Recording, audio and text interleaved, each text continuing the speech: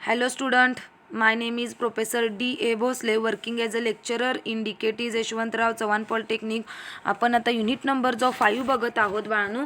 त्या unit number 5 मध्ये function म्हणजे काय फर्स्ट लेक्चरमध्ये, त्यानंतर फंक्शनचे यूज काय, ॲडव्हान्टेजेस काय, सेकंड लेक्चरमध्ये आपण लायब्ररी फंक्शन्स कोणते आहेत, math.h या हेडर फाईलचे, स्ट्रिंग रिलेटेड फंक्शन्स आहेत, टाईम रिलेटेड फंक्शन्स आहेत. त्यानंतर नेक्स्ट लेक्चरला आपण युजर डिफाईन्ड फंक्शन्स हे पॉईंट्स डिस्कस केले होते.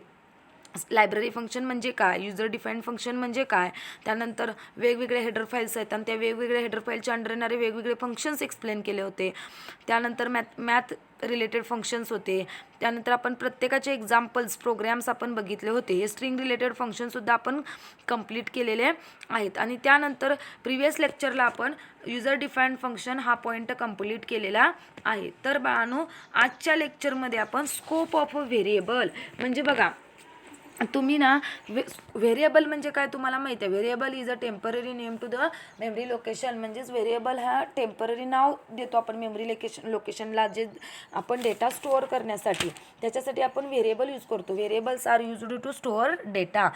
Every variable has its a scope, means it can be used only by the block in which it is declared.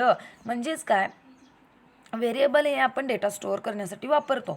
मग प्रत्येक व्हेरिएबलचा काहीतरी स्कोप असतो. म्हणजे कोणत्या ब्लॉकमध्ये, ओपन आणि क्लोज कर्ली ब्रेस जो असतो त्याला आपण ब्लॉक म्हणतो, त्या कोणत्या ब्लॉकमध्ये तो व्हेरिएबल डिक्लेअर केला आहे त्याच पर्टिक्युलर ब्लॉक पुरता आपण तो व्हेरिएबल यूज करतो. तर त्याला आपण म्हणतो लोकल व्हेरिएबल. आणि जर तुम्हाला थ्रूआउट प्रोग्राम म्हणजे मल्टिपल फंक्शन्स असतील, एकापेक्षा जास्त फंक्शन्स असतील, तर तुम्ही त्या प्रोग्राममध्ये सगळीकडे तुम्हाला ते कॉमनली व्हेरिएबल जर वापरायचे असतील तर तुम्हाला ते ग्लोबल म्हणून डिक्लेअर करावे लागतात. मग ते ग्लोबल व्हेरिएबल म्हणजे काय, आपण हे 1 बाय 1 बघणार आहोत. तर scope in any programming is a region म्हणजे एरिया असतो of the program where defined variables can have its existence and beyond that variable it can not be accessed. In C variable are used to store Variable are used to store data. Every variable has its scope, means it can be used only by the block in which it is declared. Other code cannot access that variable. This is referred as a scope and lifetime of the variable in the program. म्हणजेच तो variable कुठे आपण define केलो आहे किंवा कुठे declare केलो आहे, त्याचा स्कोप काय हे आपल्याला माहीत असलं पाहिजे. There are 2 places variables are declared in a C. म्हणजे समजा आपण एखाद्या फंक्शनच्या अंडर डिक्लेअर केलो तर त्याला म्हणायचं लोकल व्हेरिएबल, आणि फंक्शनच्या बाहेर आपण डिक्लेअर केलो तर त्याला म्हणायचं ग्लोबल व्हेरिएबल. तर बाळांनो, आता आपण बघा, local inside a function or a block which is called the local variable, outside of a function which is called the global variable. तर बाळांनो, आता आपण बघायचं आहे लोकल व्हेरिएबल म्हणजे काय आणि ग्लोबल म्हणजे काय. तर लोकल व्हेरिएबल इज म्हणजे स्कोप ऑफ दी लोकल व्हेरिएबलचा काय असतो, लोकल व्हेरिएबल ही फक्त त्याच ब्लॉकपुरतं किंवा त्याच फंक्शनपुरतं मर्यादित असतात. पण ते तुम्ही लोकल व्हेरिएबल थ्रूआउट प्रोग्राममध्ये कुठेही यूज करू शकत नाही. Scope of the local variable is a limited to the function in which it is a declared. म्हणजे ज्या ठिकाणी तुम्ही डिक्लेअर केला लोकली त्या फंक्शनच्या अंडर त्याचा तो लिमिटेड असतो. Local variables are declared within a फंक्शनमध्येच तो डिक्लेअर करावा लागतो. तर आता बाळांनो, लोकल व्हेरिएबल तुम्हाला एक सॅम्पल प्रोग्राम दिसतो बघा. Variables that are declared inside a function or a block it is called the local variable. Variable जे फंक्शन किंवा ब्लॉकच्या अंडर डिक्लेअर करतो आपण, इंटिजर a, b, तर त्याला म्हणायचं आहे लोकल व्हेरिएबल. आणि #stdio.h. आता बघा, ह्या हेडर फाईलमध्ये आपण नंतर काय केलं आहे, इंटिजर मेन म्हणजे मेन फंक्शन जो आहे आपण तो फंक्शन डिक्लेअर केला आहे आणि त्याच्या ओपन आणि क्लोज पॅरेंथिसिसमध्ये आपण प्रोग्राम एक केलेला आहे. आणि ओपन केल्यानंतर आपण बघा int a, b आणि int c हे काय झाले, तुमचे लोकल व्हेरिएबल झाले. म्हणजे तुम्ही मेन फंक्शनच्या आतमध्ये डिक्लेअर केला आहे ना, म्हणून त्याला म्हणायचं फंक्शनच्या आतमध्ये आले म्हणून त्याला म्हणायचं लोकल व्हेरिएबल. काय म्हणायचं, लोकल व्हेरिएबल. मग तुम्ही एला व्हॅल्यू देताय 10, बीला व्हॅल्यू दिला 20, मग c = a + b म्हणजे ॲडिशनचा प्रोग्राम केला आणि value of percent a = %, value परत a ची पण प्रिंट केला, b ची पण प्रिंट केला आणि c ची पण. तर तुम्ही व्हॅल्यू 10, 20 आणि 30 आउटपुट येणार आहे तुम्हाला 10, 20 आणि 30. म्हणजे लोकल व्हेरिएबल तुमच्या लक्षात आले का, की फंक्शनच्या आतमध्ये जे डिक्लेअर केलेले असतात त्याला म्हणायचं लोकल व्हेरिएबल. तर आता ग्लोबल व्हेरिएबल बघा, global variables are defined outside the function, म्हणजे फंक्शनच्या बाहेर डिक्लेअर केलेलं असतात, त्याला म्हणायचं global variable. Usually on the top of the program, नेहमी ते प्रोग्रॅमच्या सुरुवातीलाच असतात, टॉपलाच असतात. Global variables holds their values throughout the lifetime of your program and they can be accessed inside any of the function defined for the programme.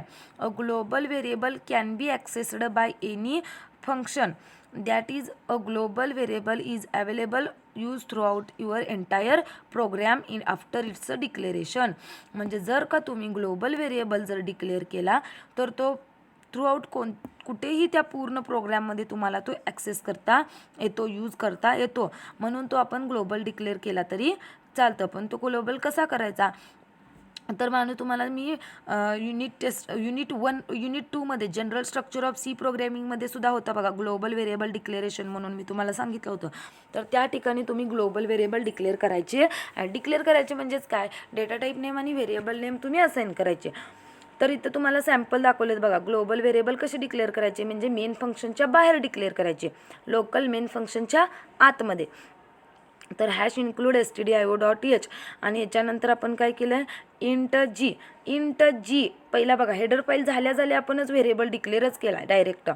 Header file झाली stdio.h आणि next लाईनला काय केलं, int data type आहे आणि variable name आहे जी, म्हणजे आपण तो मेन फंक्शन अजून चालू झालेला नाही आहे, डायरेक्ट हेडर फाईल झाल्यानंतर व्हेरिएबल डिक्लेअर केला आहे, त्या व्हेरिएबलला म्हणायचं ग्लोबल व्हेरिएबल डिक्लेरेशन. मग त्यानंतर मेनमध्ये बघा, मेनमध्ये काय केलो आहे आपण, ओपन पॅरेंथिसिसमध्ये लोकल व्हेरिएबल, परत मेन फंक्शनच्या अंडर व्हेरिएबल आले इंट ए कॉमा बी, मग मेन फंक्शनच्या आतमध्ये आले म्हणून त्याला म्हणायचं लोकल, आणि मेन फंक्शनच्या बाहेर आहे त्याला म्हणायचं ग्लोबल. मग इथं जी हा व्हेरिएबल ग्लोबल झाला आणि ए आणि बी हे काय झाले, लोकल झाले. त्यानंतर एला 10, बीला 20, जीला a+b व्हॅल्यू असाइन केली, value of a equal to, आता व्हॅल्यू ए 10, 20 आणि आउटपुट काय येणार आहे जीची व्हॅल्यू काय झाली आहे a+b, म्हणजे आउटपुट येणार आहे 30. अशा पद्धतीनं हे लोकल आणि ग्लोबल व्हेरिएबल्स तुम्ही यूज करायचे असतात.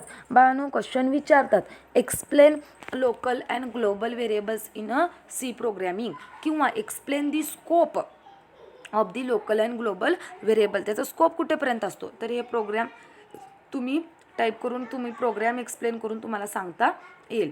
तर आता जो नेक्स्ट पॉईंट आहे आजच्या लेक्चरमधील तो आहे रिकर्सिव्ह फंक्शन. तर रिकर्सिव्ह फंक्शन म्हणजे काय बाळांनो, रिकर्सिव्ह फंक्शन म्हणजेच काय, रिकर्सिव्ह म्हणजे कंटिन्यू गोल, म्हणजे लुपिंगमध्ये कसं असतं ना तसं. रिकर्सिव्ह फंक्शन म्हणजेच काय, a function that call itself, म्हणजे फंक्शनमध्ये आपण अनादर फंक्शन कॉल करतो, म्हणजे the process of a calling a function inside self is called a recursion. काय म्हणायचं, रिकर्शन म्हणजे तुम्ही जो फंक्शन कॉल डिफाईन केला आहे, आता समजा ॲड केला आहे आणि त्या ॲडमध्येच परत तेच तुम्ही फंक्शन कॉल करायचं, म्हणजे फंक्शन कॉल करायचं स्वतःमध्येच तोच फंक्शन कॉल करायचं, त्याला म्हणायचं recursion. The process of calling a function inside itself, म्हणजे स्वतः त्या आपल्या स्वतःच्याच फंक्शनमध्ये स्वतःच फंक्शन एक कॉल करायचं, त्याला म्हणायचं आहे recursion. Recursion is a process of calling a function inside itself is called the recursion. The function which calls itself is referred as a recursive function. Recursive function is a process of defining something in terms of itself, म्हणजेच काय, तो स्वतःमध्ये स्वतः call करायचा, त्याला म्हणायचं आहे recursive function. तर रिकर्सिव्ह फंक्शन का यूज करायचं बाळांनो, कारण रिकर्सिव्ह फंक्शनचे सुद्धा ॲडव्हान्टेजेस आहेत. Recursive function it helps to reduce the time complexity, म्हणजे त्याच्यासाठी टाईम कॉम्प्लेक्सिटी मदत होतो.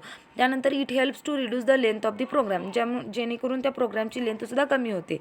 It helps to code reusability, again code reuse करता येईल त्याच्यासाठी आपण यूज करू शकतो. तर रिकर्सिव्ह फंक्शन ही प्रोसेस जी आहे ती आपल्याला फंक्शनमध्ये फंक्शन कॉल करायचं आहे, सेम तेच फंक्शन, त्याला म्हणायचं आहे रिकर्सिव्ह. तर आता इथं तुम्हाला एक डायग्राम दिसते बघा मॉनिटरवरती, हाऊ रिकर्शन वर्क्स म्हणून. तर बघा व्हाईड रिकर्स हे एक फंक्शन डिक्लेअर केलं आहे आणि त्याच्या अंडर बघा स्टेटमेंट्स तुम्ही टाईप करू शकताय मल्टिपल, आणि परत रिकर्स फंक्शन कॉल केले, म्हणजे तेच फंक्शन परत कॉल केलं का, त्याला म्हणायचं आहे रिकर्शन. त्यानंतर ते क्लोज झाल्यानंतर मेनमध्ये परत बघा इंटिजर मेनमध्ये काय केलो आपण रिकर्स.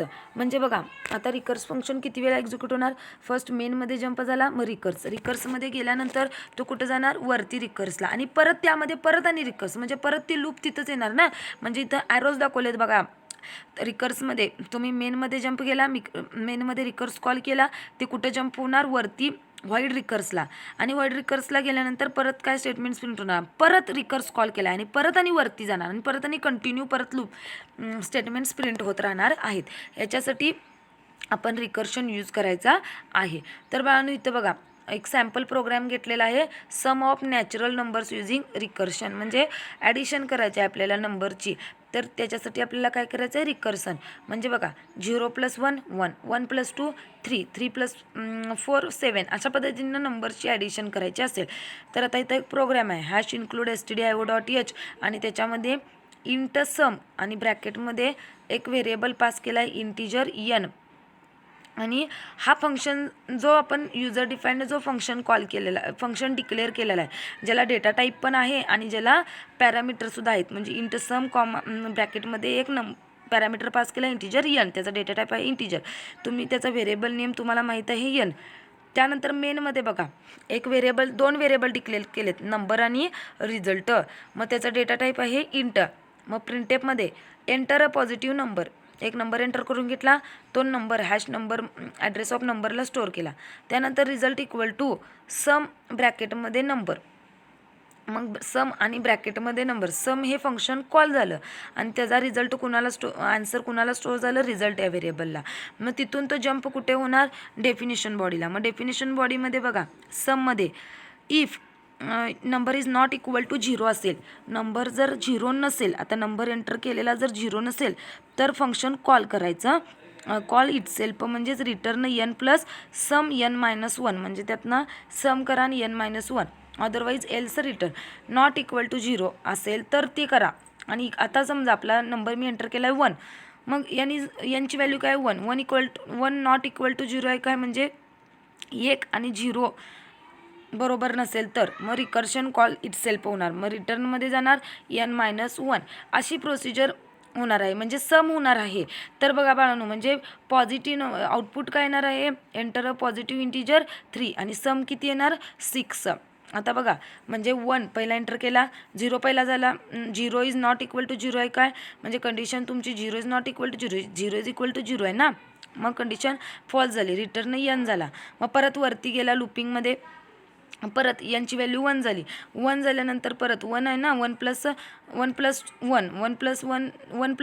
3 आणि 3+3 किती येणार आहे 6 म्हणजे 3पर्यंत आपण कारण n-1 आहे ना 3-1 2 2-1 1 आणि 1-1 0 इज नॉट इक्वल टू 0 म्हणजे लूपच्या बाहेर पडणार आणि एक्झिक्यूट होणार आहे. सो त्याच्यामुळं 3 नंबरचीच ॲडिशन होणार आहे 1+2 आणि 2+3 आणि अशा पद्धतीनं हे रिकर्शन आपण यूज करायचं आहे.